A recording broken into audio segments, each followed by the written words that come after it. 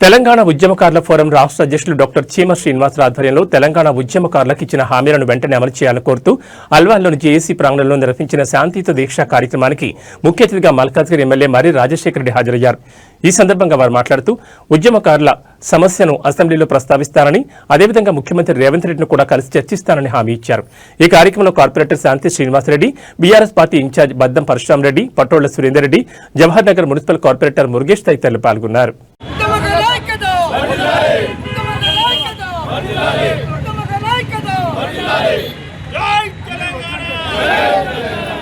జై తెలంగాణ, జై తెలంగాణ.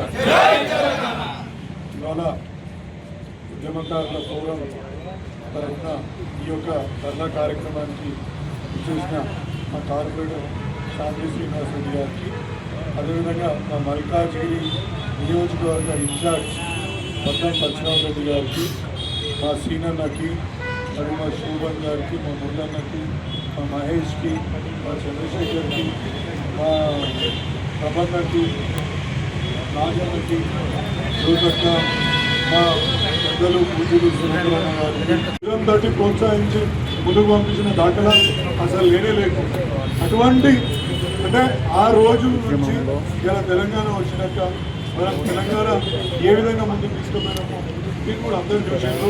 కేసీఆర్ గారు కూడా ఎంత అభివృద్ధి చేసిందో, కొంతమంది చేయకుండా చాలా మందికి ఇలా తెలంగాణ తీసుకురావాలని అనే పరమపాదిగా పెట్టుకొని మళ్ళా మనకు విమర్శలు రావద్దనే ఉద్దేశంతో ఆయన మొట్టమొదటిగా నీళ్లు మనకు ఏదైతే నినాదంతో మనం వచ్చినామో నీళ్ళ బందోబస్తు చేసాం.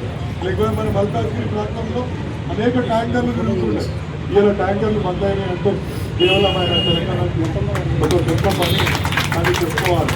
అదేవిధంగా ఇలా కరెంటు విషయానికి వస్తే ప్రతి సందర్భంలో ప్రతి వారం సమ్మర్ వచ్చిందంటే 2 రోజులు కరెంటు బంద్, లేదా 3 రోజులు కరెంట్ హాలిడే ఇస్తుండే.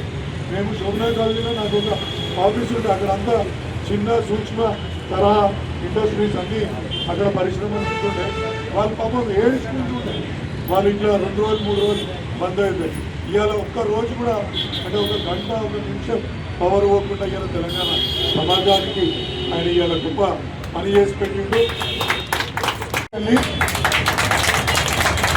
వీళ్ళైతే ఇక్కడ ఉన్న పెద్ద మనుషులను కూడా నాతో పాటు తీసుకెళ్ళి ఆయనకు కూడా ఒక రిప్రజెంటేషన్ ఇచ్చి, అయ్యా మరి నువ్వు కాంగ్రెస్ ప్రభుత్వం వచ్చే ముందు నువ్వు ఉద్యమకారులకు కూడా ప్రామిసులు చేసినావు, తీర్మానాలు చేసినావు, ఎల్లమ్మ తల్లి మొక్కినావు, యాదగిరి దేవుని కూడా మొక్కినావు అని చెప్పి గుర్తు చేసి ఆయన గుర్తు చేస్తే తప్పకుండా చేస్తాడని నేను ఆశిస్తున్నాను.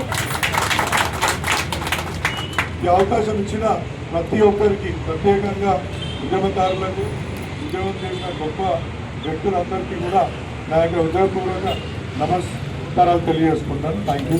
ఈరోజు తెలంగాణ ఉద్యమ వారి యొక్క ఈ దీక్షకి మేమందరం కూడా మద్దతు తెలుపుతున్నాము.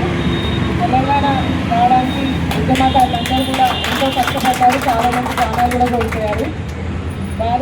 వారికి అన్యాయం జరుగుతుంది కాబట్టి ఇప్పుడు వచ్చిన ప్రభుత్వం ద్వారా వీరికి న్యాయం చేకూర్చాలని కాంగ్రెస్ ప్రభుత్వం ఎలక్షన్ టైంలో ఏవైతే హామీలు ఇచ్చారో అవన్నీ కూడా వీరికి నెరవేర్చాలని గవర్నమెంట్ని కోరుతున్నాను.